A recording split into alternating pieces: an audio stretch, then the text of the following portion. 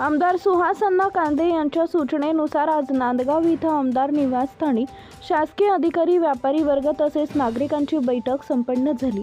गेल्या काही दिवसांपासून नांदगाव शहरात चोरीचं सत्र वाढले असून नागरिकांमध्ये असुरक्षिततेचं वातावरण निर्माण झालंय। या पार्श्वभूमीवर आमदार सुहास अण्णा कांदे यांनी तातडीनं पोलीस विभाग तसेच व्यापारी व नागरिकांची बैठक घडवून आणली।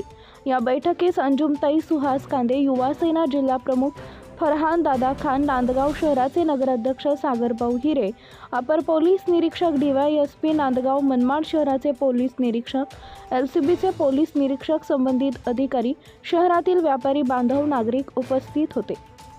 या बैठकीत विविध व्यापारी व सामान्य नागरिकांनी आपले अनुभव पोलीस अधिकाऱ्यांकडे बोलून दाखवले। यावेळी अंजुमताई कांदे, फरहान दादा खान यांनी पोलीस विभागानं तात्काळ दखल घेत उपाययोजना करावी अशा सूचना केल्या।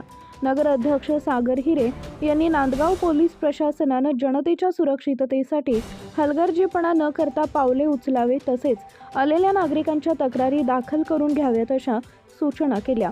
यावेळी DYSP महाजन साहेब यांनी बोलताना लवकरच त्यांच्या अंतर्गत येणाऱ्या पोलीस स्टेशन येथून 2-2 पोलिसांची मिळून एक टास्क फोर्स तयार करणार असून ती टीम या सर्व घटनांवर आणि उपाययोजनांवर काम करणार असल्याचं सांगितलंय। लवकरच यावर कठोर उपाययोजना करू आणि परिस्थिती बदलवू असं सांगितले।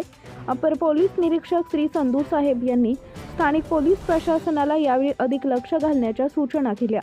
तसेच स्वतःही संपूर्ण परिस्थितीवर काम करणार असल्याचे व आपल्याला लवकरच योग्य ते सुरक्षित वातावरण निर्माण करून देणार असल्याचं आश्वासन दिले।